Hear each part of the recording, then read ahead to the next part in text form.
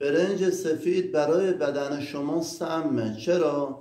چون در سبوس برنج منیزیم چند نوع داره که تو سبوس برنج، سبوس گندم، نمک دریا اینا هست. چون در سبوس برنج منیزیم و انواع ویتامین ها هست که مکمل برنجه، مثل گندم کامل، سبوس گندم مکمل گندمه. وقتی که اون سبوسشو میگیری آرد سفید میشه سم برای بدن، مثل بنزین که میخواد بسوزه نیاز به اکسیژن داره. برنج سفیدم برای هضم و جذب توی بدن نیاز به اون سبوسش داره. وقتی سبوس برنج رو میگیرید، برنج سفید میشه سم برای بدن، میره توی معده، انواع ویتامین های بدن رو میگیره، بعد هضم میشه، باعث پوکی استخوان، باعث شکم آوردن، باعث ضعیفی بدن میشه. برنج باید قهوه‌ای باشه، یعنی یه مقدار از اون سبوسش روش باشه تا مکملش باشه.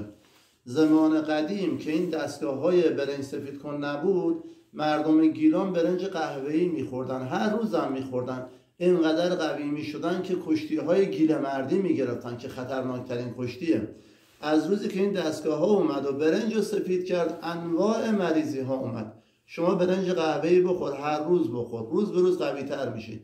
این برنج سفیده که آدم رو مریض میکنه، یعنی برای بدن سم، چون ویتامین های بدن رو میگیره تا هضم و جذب بشه. همون جور آرد سفید. تمام.